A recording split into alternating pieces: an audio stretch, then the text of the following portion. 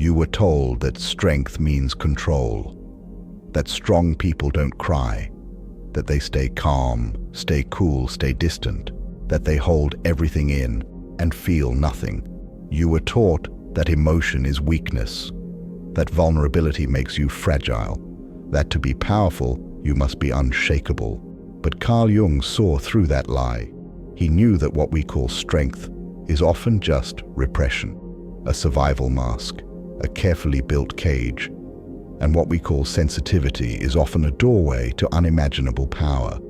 This video is for anyone who's been told they feel too much, who's been shamed for crying, for shaking, for caring.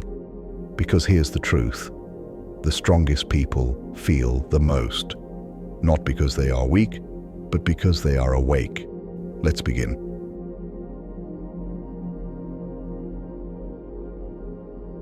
In a world that values appearance over substance, emotional depth looks like a flaw. You're called dramatic. You're told you're too intense, too soft, too reactive. But Jung believed the opposite. The person who feels deeply is the person closest to wholeness. Why? Because they are in touch with the unconscious forces moving inside them. Grief, rage, longing, joy. They don't numb it. They don't deny it. They allow it. And that willingness requires immense strength. To feel is to risk. To feel is to surrender control. To feel is to open the gates when the flood might drown you.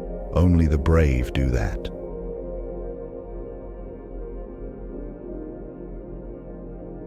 The man who holds it all in is not stronger than the one who cries. He's just more afraid. Afraid of what might happen if he lets it out. Afraid of what he might discover inside himself. Afraid to be seen as weak. But Jung understood. What you repress does not disappear. It sinks. And from the depths, it begins to rot.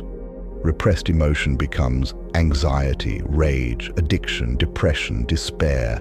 And the person who looks strong on the outside is crumbling within. True strength is not the ability to suppress pain. It's the courage to face it, to let it pass through you, to integrate it, to learn from it. That is power.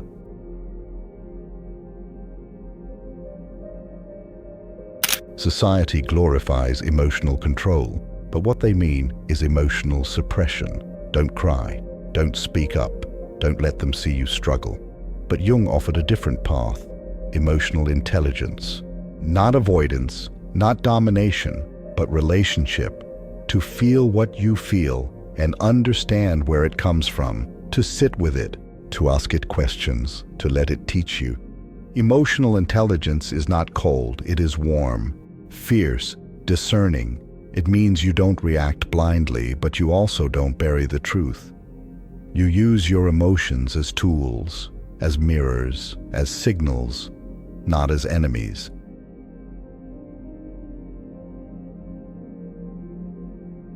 To feel deeply is to be aware of your own inner landscape, aware of what's happening beneath the surface, aware of others in a way that transcends words. Jung believed that depth of feeling was a reflection of consciousness. When you numb your emotions, you also numb your awareness. You miss the clues. You silence the inner voice. You lose touch with what matters. But when you feel fully, you're alive, awake, sensitive in the most powerful way. You see what others ignore. You sense what others repress. You connect with what others run from. That's not fragility, that's clarity, and clarity is power.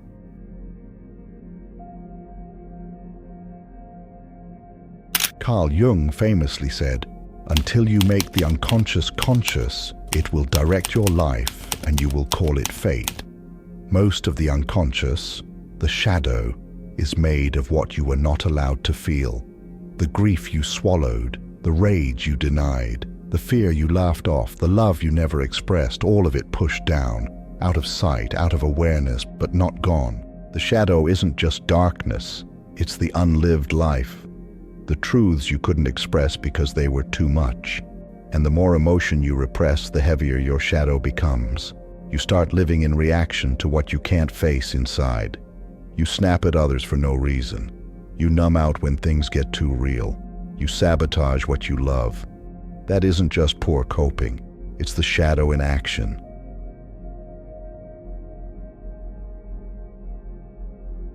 What does emotional strength really look like?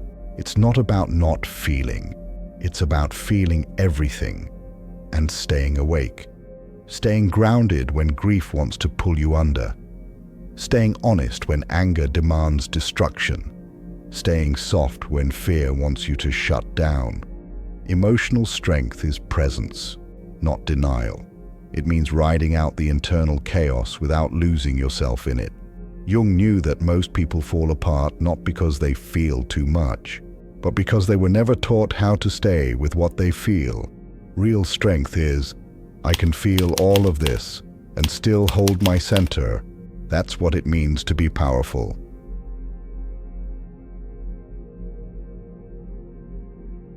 Individuation, Jung's term for psychological and spiritual wholeness, can't happen if you refuse to feel, because feeling is the doorway to integration. You can't integrate what you won't acknowledge. You can't heal what you won't feel. Every emotion you suppress is a part of you left outside the gates of your becoming, and every emotion you welcome is a fragment of your soul returning home. When you start to feel again, really feel, you begin to remember who you were before the world taught you to split, before you became the strong one, before you numbed out for survival, before you mistook control for peace. Feeling is a form of remembering, and remembering is the first step back to yourself.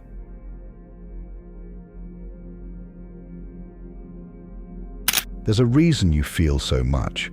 It's not a flaw, it's a signal.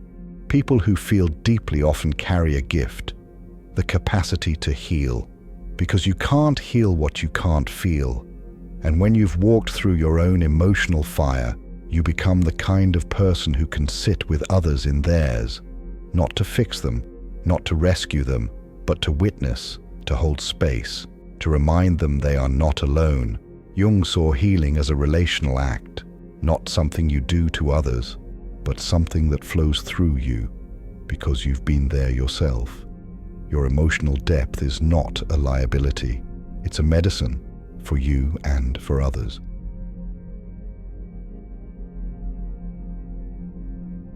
When you allow yourself to feel, you begin to understand others on a level beyond words. This is empathy, but not the performative kind.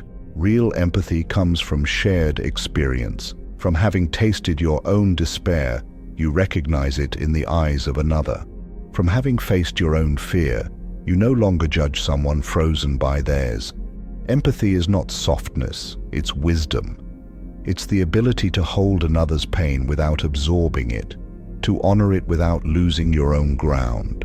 Jung's idea of integration includes this, not just knowing your shadow, but becoming someone who can be fully human in the presence of another's humanity. That is rare, and that is strength.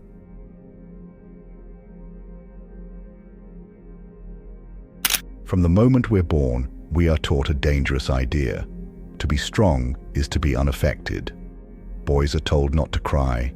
Girls are told not to overreact. Leaders are told to stay composed. Adults are told to get it together. Emotion becomes a problem, a weakness, something to be eliminated. But Carl Jung saw through the illusion. He knew that the person who cannot feel becomes a hollow shell, outwardly composed, inwardly crumbling. This cultural programming creates emotionally amputated people, polite but numb, smart but disconnected, efficient but soul-starved.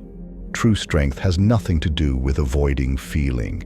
It has everything to do with being real.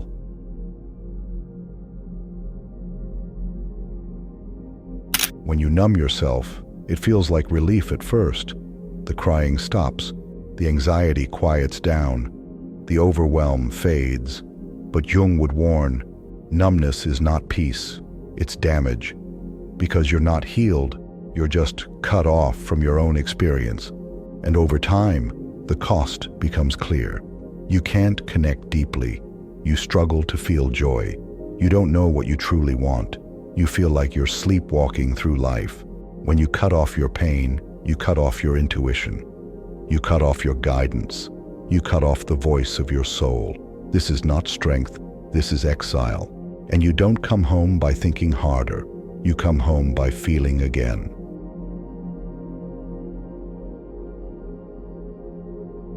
Strength begins with one act, telling the emotional truth, even if only to yourself. I'm not okay. That hurt. I'm scared. I feel lost. I need help. These are not admissions of weakness.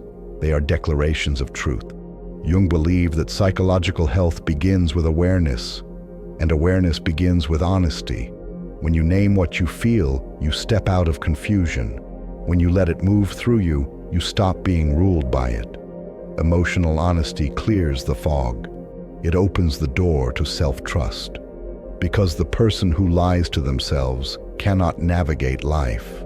But the person who speaks their inner truth becomes undeniably strong.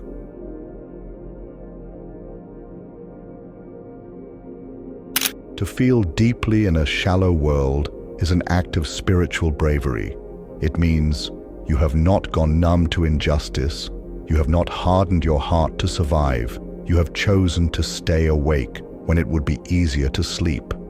Jung believed that the soul speaks through feeling, that every emotion contains a message, a call to integrate a part of yourself you've been ignoring. To feel is to hear the voice of the self. To feel is to come closer to the divine center within you. It's not spiritual weakness, it's spiritual strength. It takes courage to stay open, to remain soft, to allow joy and sorrow, grief and wonder, to pass through your being without closing your heart. The strong don't build walls, they build capacity.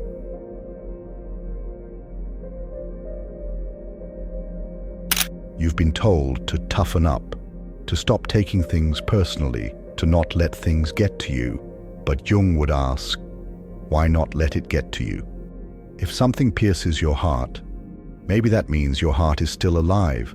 Toughness, as culture defines it, often means emotional numbness, detachment, or emotional shutdown.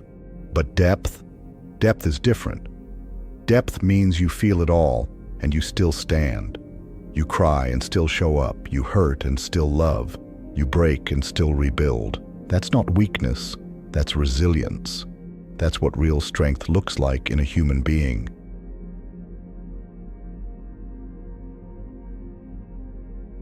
Carl Jung believed that healing wasn't about fixing yourself. It was about becoming whole again. And wholeness begins the moment you stop running from what you feel. Most people try to heal by bypassing, meditate the sadness away, journal the anger into silence, pretend the fear isn't there. But this is not healing. This is avoidance with spiritual language. Real healing requires presence. It requires feeling everything without resistance. The grief you've buried for years, the guilt that still whispers at night, the joy you're too scared to trust. When you feel without judgment, the emotion loses its power to control you. It becomes energy again. It flows, it integrates. The wound becomes wisdom, but only if you dare to feel it first.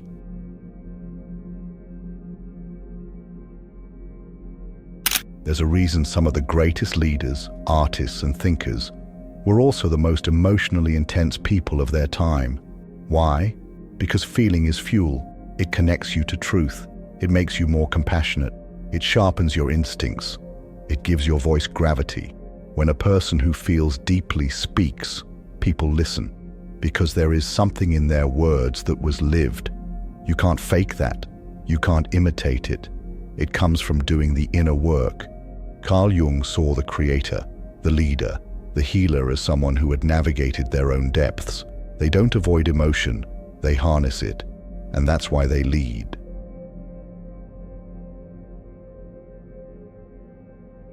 Sensitivity gets a bad reputation. People treat it like a flaw to be cured.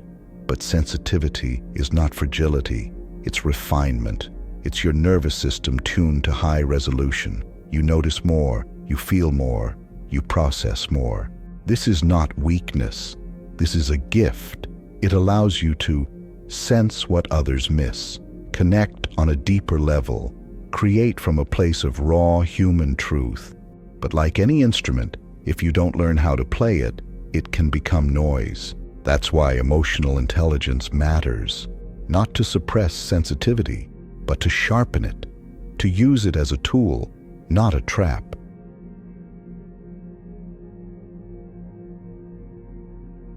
If you've ever been called too much, remember this. What people call too much is often just depth they can't handle. Your intensity challenges their numbness. Your emotion confronts their disconnection. Your honesty disrupts their comfort. That's not your weakness, that's your edge. Jung believed that the path to individuation required you to reclaim the parts of yourself that others rejected, especially your emotional truth, because the world doesn't need more polite, predictable people. It needs more real ones. People who feel deeply, love fiercely, and speak from the soul. So if you've been told to tone it down, maybe it's time to turn it up.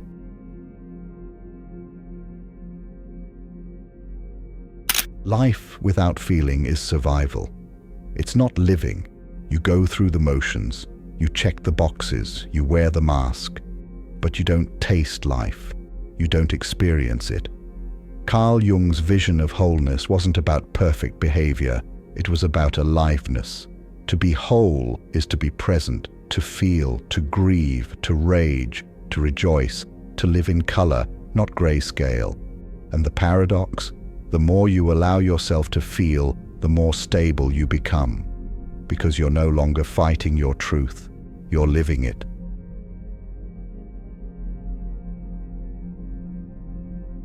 People think emotions make you fragile, but the opposite is true. When you stop hiding what you feel, you stop fearing exposure. No one can shame you for crying if you've made peace with your tears. No one can manipulate your anger if you've learned to hold it with respect. No one can weaken you with judgment if you've already accepted your truth. Carl Jung taught that freedom doesn't come from being flawless. It comes from being whole. And wholeness includes your emotion. When you feel without apology, you become grounded, solid, undeniable. You walk into a room and you don't have to dominate because your presence speaks for itself. That's the kind of power that doesn't need to shout.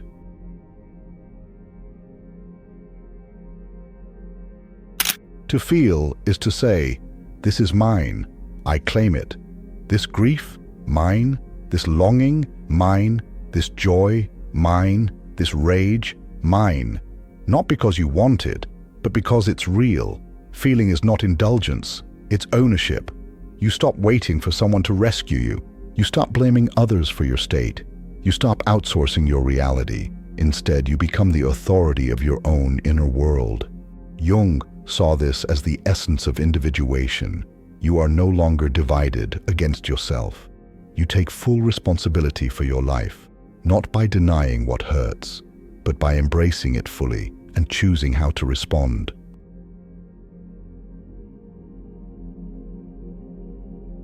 Real strength is not the absence of feeling, it's the integration of feeling. You don't let fear make your choices, but you let it be heard.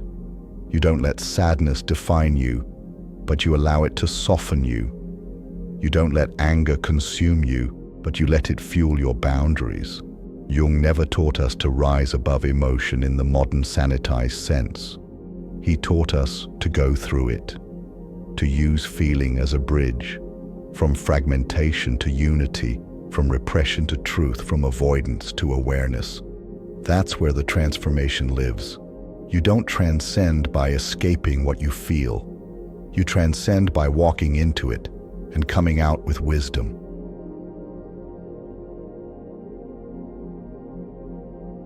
Toughness is brittle. Wholeness is flexible. Tough people break. Whole people bend, feel, heal, and rise. When the world teaches you to get over it, Jung whispers something else. Go into it. That's where your self is hiding. The strength you're seeking isn't in becoming unbothered. It's in becoming real. It's in standing in your storm and saying, "This is me, all of it. Not perfect, not polished, but alive." And that kind of strength, it can't be bought. It can't be borrowed. It can only be earned by feeling.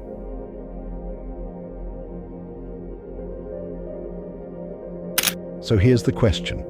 What have you been afraid to feel? What grief have you pushed down because the world told you to be strong? What anger have you swallowed because nice people don't get mad? What love have you withheld because vulnerability felt too risky? The strongest people feel the most because they've stopped running from themselves, they've stopped pretending, they've stopped performing, they've started listening. And now, maybe it's your turn to feel again, to feel fully, to feel with power, not apology. Because every part of you reclaim is one step closer to the truth of who you are. And that truth, it's your strength. If this message moves something inside you, leave a comment below and write, "I choose to feel fully." Let the world know you're not afraid of your own soul. And if you're walking this path with us, subscribe. There's more to feel, more to face, more to become. Until next time, keep shining, not to be seen, but to see.